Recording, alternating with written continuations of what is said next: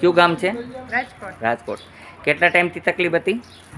વાની તો 15 વર્ષથી હતી, ચિકનગુનિયાની દિવાળી પહેલા. અત્યારે કેમ છે આપને? સારું છે? બરોબર. કોઈ ચાર્જ તો નથી લીધું? મેં સારું કર્યું એનું કોઈ ચાર્જ નથી લીધું ને? દવાના પૈસા લઈ છીએ હો, એ માટે થઈને કે પાછી દવા લઈ શકીએ એટલે, બાકી કોઈ ચાર્જ નથી. મફતમાં હાજા કરી દીધા ને? હા તો વાંધો. કેમ છે તમને, કેવું લાગ્યું અહીંયા? અત્યારે બંધ થઈ જશે, દુખાવો ન હોય. અત્યારે બંધ છે. બોલો જય હનુમાન. હનુમાનજીને હાથ પર કમમાં ફરજો. અહીંના રોગના ઉપચાર કરતા હનુમાનજી મહારાજ છે, ફ્રી ચાર્જ છે, અહીંયા કોઈ ચાર્જ નથી. અહીંયા હનુમાનજી જ ઇલાજ કરે છે. વિશ્વાસ રાખવો જરૂરી છે. મેં કોઈ દિવસ ઈશ્વરને જોયા નથી, પણ યકીન મોટો છે. યકીન વસ્તુ છે. યકીન બડા કે ખુદા, તો ખુદાથી પણ મોટો યકીન છે. યકીન છે તો ખુદા છે, યકીન નથી તો ખુદા નથી. આવી વસ્તુ છે. હાલો માજી, આ માજી હાલી ચાલી નહોતા હકતા, હવે જુઓ જોઈ, હાલો જોઈ. એક જ મિનિટ એમને હાલવા દો, હાલવા દો. હજી કમરે દવા લગાડી નથી આપણે, ખાલી પગમાં જ લગાડી. શું થાય છે તમારે? આ બેન શું થાય?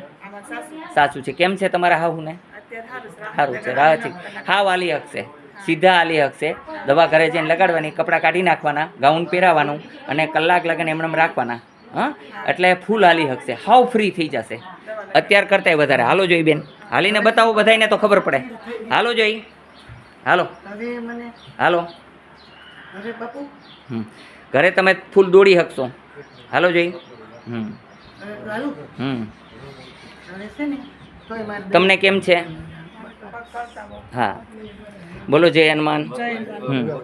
તમને દવા લગાડી? બાકી છે ને? લગાડી દો દવા. હા લગાડી દો. હા બસ બેસી જાઓ માજી. તમારે ભાઈ? હા કરી દઈએ હું હમણાં. હા પગ સીધા કરીને સુઈ જાઓ તમે. બોલો જય હનુમાન. અહીંયા આવવા માટે આટકોટથી ગરણીથી થોરકાણ ઉપર આદેશ આશ્રમ આવેલો છે. અહીંનો સમય સવારે 9 થી 12, સાંજે 4 થી 6 છે. ફ્રી ઓફ ઉપચાર છે, કોઈ ચાર્જ લેવામાં આવતું નથી. ઈશ્વર કરી દે છે. 100 કેસ મારાથી પણ સોલ્વ ન થાય. કોઈ વ્યક્તિ એમણે પણ રહી જઈ શકે, હું એવી ગેરંટી નથી આપતો કે 100% બધા સાજા થઈ જ જાય. ઘણાના ભાગ્ય કમજોર હોય ને એના ભાગ્યમાં પીડા લખેલી, તો મારાથી પણ નહીં પણ ભગવાનથી પણ સારા ન થઈ શકે. કષ્ટ તો મને પણ પડે ને ઈશ્વરને પણ પડે. અને કષ્ટ કેને પડે છે? આત્માને નહીં, શરીરને. આપણા ખોટા કર્મને લીધે આપણે બધું ભોગવીએ છીએ. કષ્ટ કેને પડે છે? શરીરને. આત્માને કોઈ કષ્ટ પડતું નથી. આપણે દેહને જેટલો સવારીએ સજાવીએ છીએ એટલા જ આપણે હેરાન થતા જાય છે. અને ખોટા કર્મ હોય એને છોડવા જોઈએ. ભગવાનનું ભજન સાચું કયું છે? દીવાધૂપ કરવા જરૂરી નથી, પણ કોઈક વ્યક્તિ છે ભૂખ્યો તેને ખવડાવવું જરૂરી છે. શંકર બાપાને દૂધ ન ચડાવો તો કાંઈ નહીં, કાંઈ ના કે આ નહીં કહે, પણ તમે કોઈ ગરીબના વ્યક્તિના ઘરે દૂધ નથી થોડુંક આપી દેજો. કોઈને કે ઘરે 5 કિલો ઘઉં નથી તો આપી દેજો. આવા કર્મ કરજો. અને કોઈની નિંદા ન કરવી સૌથી મોટું પુણ્ય છે. આખો દિવસ રામ રામ કરો ને આખો દિવસ કોકની નિંદા કરો તો કોઈ મિનિંગ રહેતો નથી. એટલે બોલો જય હનુમાન.